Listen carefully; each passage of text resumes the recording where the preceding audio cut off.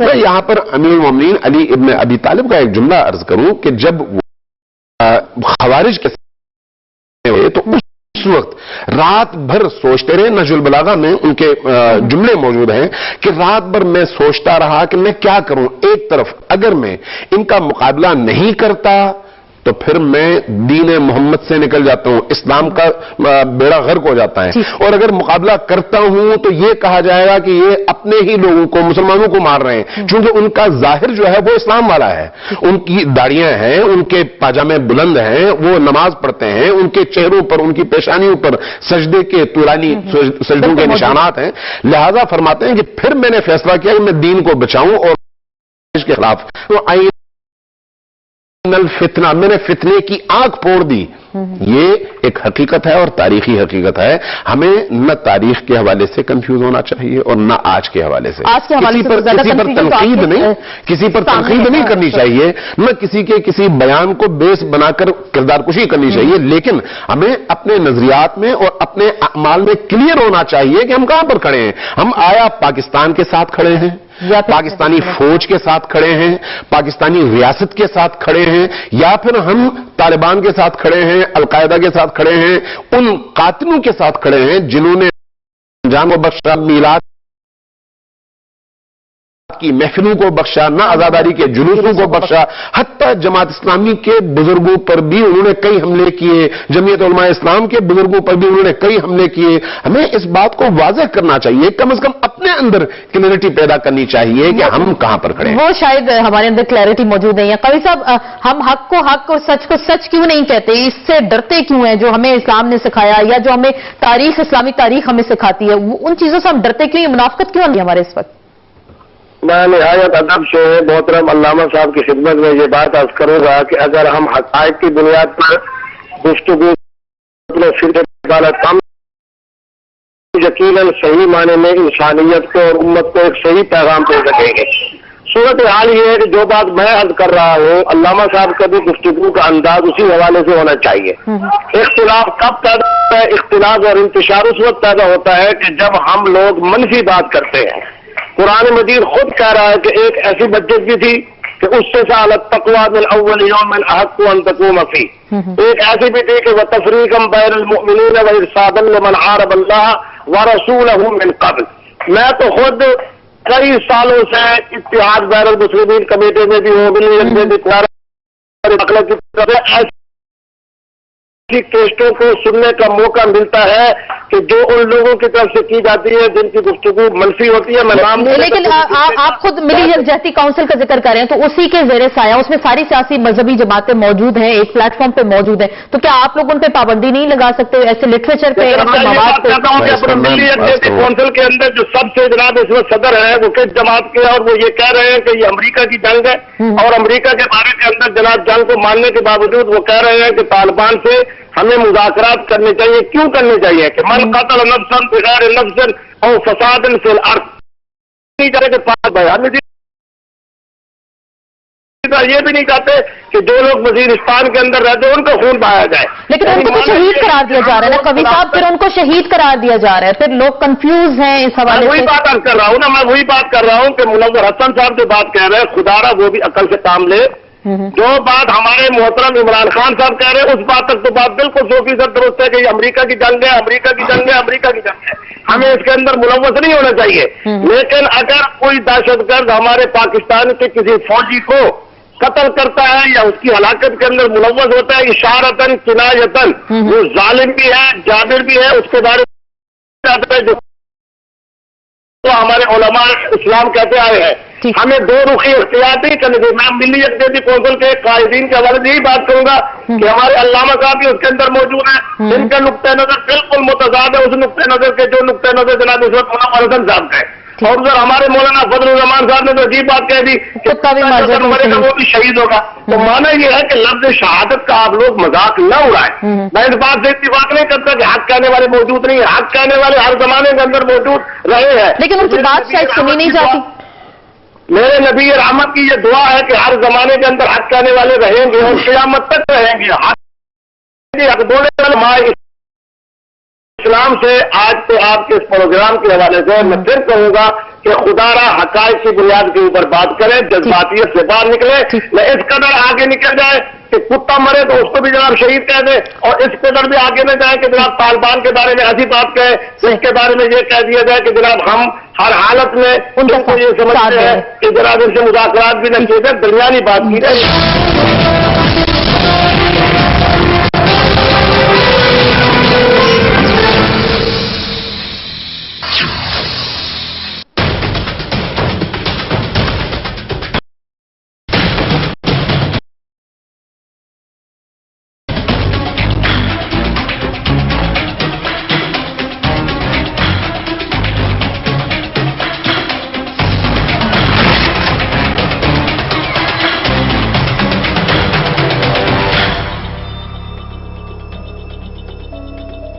پہلے ایک قوم کو ملک کی تلاش کی، لیکن پاکستان میں ایک ایسا ملک ہے کہ ایک ملک کو قوم کی تلاش ہے۔ رائے ایکسٹریمسٹ تب بنتی ہے جب آپ اس کو زبردستی دوسروں پہ تھوپنا چاہتے ہیں اور اس کو تھوپنے کے لیے آپ وائلنس کا، تشدد کا استعمال کرتے ہیں۔ مذہب کو ماننے والا کبھی ایکسٹریمسٹ ہو ہی نہیں سکتا۔ حکومت کی پالیسی کسی غلط سمت میں جا رہی ہے، کیا ہے یہ انتظار کریں، جواب دہی نہیں ہے، 5 سال بعد پوچھ لیجیے۔ بالکل ریسپانسبل ہیں لوگوں کو جواب دینے کے۔ تمام مسائل کو آگے لے کر آئیں تاکہ ان کا حل۔ جناب اسمبلی میں آنا گوارا ہی نہیں سمجھتے، وہ تو بیرون ملک دورے پہ ہوتے ہیں۔ ماتم جائز ہے یا نہیں ہے؟ آزاداری کی بقا جو ہے وہ ماتم پہ ہے۔ اہل سنت کے ہاں ماتم بالکل جائز نہیں ہے۔ تبرہ وہ مفہوم نہیں ہے جو لیا جاتا عوام الناس میں۔ ہم تبرہ کو گالی سمجھتے ہیں۔ میں نے سوال کسی لڑائی انتشار پھیلانے کے لیے نہیں کیا۔ دیکھیے پروگرام عوام جمعہ سے اتوار رات 8:03 پر کیپٹل ٹی وی۔ لیے بٹھایا گیا الیکشن کمیشن سے غفلت ہوئی۔ آپ کا تو ٹوٹل گزارا بھائی وہی رہا ہے جھوٹ پہ۔ احتجاج بجا، بائیکاٹ بھیجا۔ اگر یہ عدلیہ نہیں ہوتی تو پھر کیا کچھ ہوتا پاکستان کو؟ ہمارے جو جیل کا عملہ ہے نہ وہ ٹرین ہوئے ہیں اور نہ ان کے لیے ریکروٹ ہوئے۔ ہائی سیکورٹی پریزن بالکل انڈرسٹوڈ ہے، ہونی چاہیے۔ کچھ شہر کے لوگ بھی ظالم سے ان کو سانو مرن کا شوق نہیں تھی۔ یہ مشکل ہے، ہمارے گلے کا پھندا بن چکی ہے ہماری جو امپورٹنس ہے۔ کوئی وش لسٹ نہیں ہے سوائے یہ کہ کچھ مل جائے۔ آپ کے پاس یو ایس لیجسلیشن سمجھنے کی ایکسپرٹیز نہیں ہے۔ انہی لوگوں کے ساتھ بیٹھ کے آپ بات کرنا چاہتے ہیں جو ہے لانے کی نہیں ہے۔ ہم کشمیر پر جان دینے کو بھی تیار ہیں، اس پہ پڑھنے لکھنے کو تیار نہیں ہیں۔ دیر رات 20 سے جمعرات رات 10:05 پر صرف کیپٹل ٹی وی پر۔ ایک کاغذ کلر کو پکڑیں اور اس کی اناؤنسمنٹ آپ پریس کانفرنس میں کریں، کیوں؟ انہوں نے یہ بھی دکھانا ہے کہ یہ آپریشن جو ہے یہ کامیاب ہو رہا ہے۔ اس سے پہلے اپوزیشن میں جیل میں ہوتے تھے، رینجرز ایک بات کہہ رہی ہے، پولیس ایک بات کہہ رہی ہے، ایم کیو ایم ایک بات کہہ رہی ہے۔ بہت بڑا چیلنج ہوتا ہے۔ حکومت کو اپنی غلطی کا بھی کچھ احساس ہوا ہے؟ پاکستان میں بدقسمتی سے یہ ریگولیٹری معاملہ ہر جگہ ہی خراب ہے۔ مائنورٹیز کو ہمیشہ اپوزٹ گروپ کی بات مانتی ہے۔ یہ کمیونٹی کے جو لوگوں کو ان کی لاش کو دفنانے نہیں دیا گیا، چیزوں کو روکنے کے لیے میرج ایکٹ بل رجسٹر کرانا چاہتا ہوں۔ اب تو تاریخ یاد رکھے گی۔ دیکھیے پروگرام سیدھی بات ویرتا جمعہ رات 11:03 صرف کیپٹل ٹی وی پر۔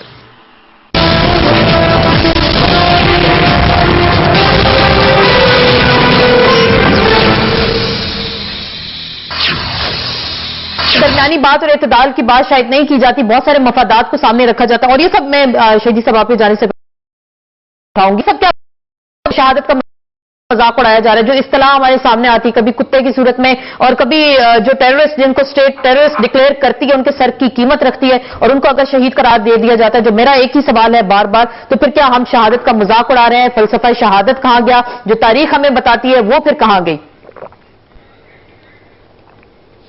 دیکھیں اللہ تعالیٰ نے ہر نیکی کے ساتھ ایک لفظ لکھا ہے فی سبیل اللہ، انفاق فی سبیل اللہ، جہاد فی سبیل اللہ، اور بڑا واضح کیا ہے کہ شہید کون ہے، کہ وَلَا تَكُونُوا لِمَنْ يُقْتَلُ فِي سَبِيلِ اللَّهِ أَمْوَاتٌ بَلْ أَحْيَاءٌ کہ جو مت کو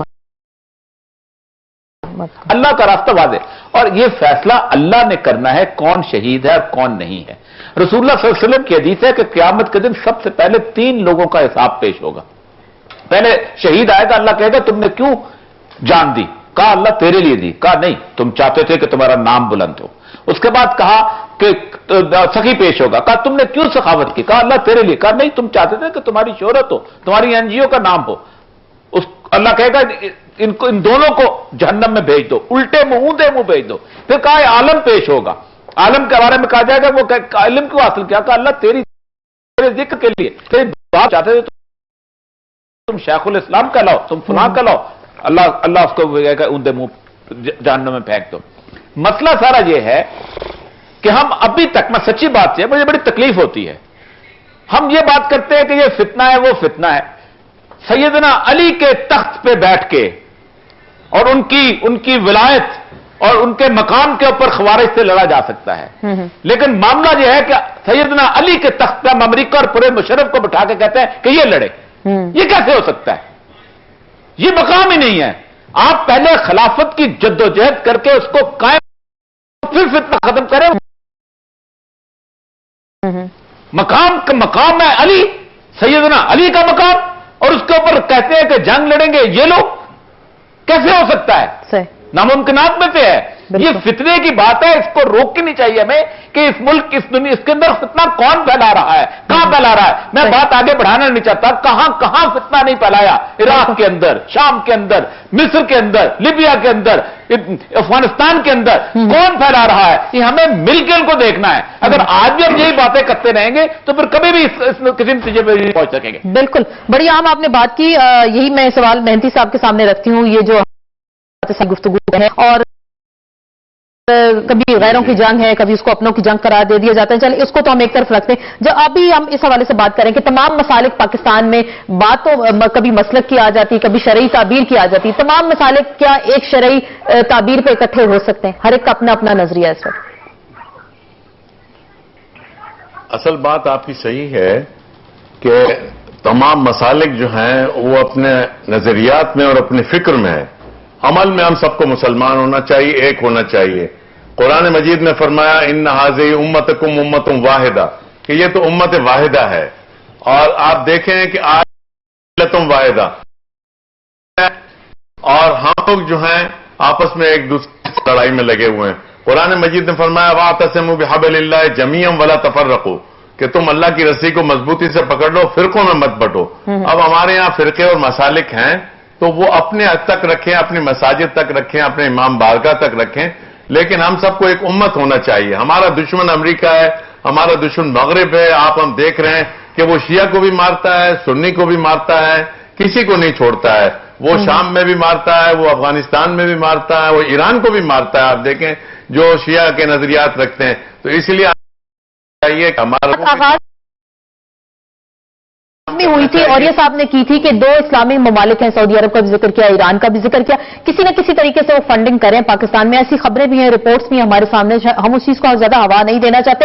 جو دوست اسلامک ممالک ہیں ان کا بھی جو کردار ہے وہ تو نظر انداز نہیں کیا جا سکتا نا کسی صورت میں. بہرحال دیکھیے, اصل بات یہ ہے کہ پاکستان کے اندر بہت سارے لوگوں کے مفادات ہیں. امریکہ کا مفاد ہے, آپ دیکھ رہے ہیں, برطانیہ کا مفاد ہے, اور ایران بھی ایک طرح سے دیکھتا ہے, سعودی عرب بھی دیکھ رہا ہے. ہمیں سب چیزوں سے الگ رقم ہو کے ہمیں پاکستان کی طرف دیکھنا ہے, اسلام کی طرف دیکھنا ہے, امت کے مفاد کی طرف. ہمیں کہنا چاہیے مسلمان ممالک بھی اگر کچھ کر رہے ہیں تو ہم کہتے ہیں خدا را ہمیں اپنے حال پہ چھوڑو, ہم خود جو ہیں اپنے فیصلے خود کریں گے.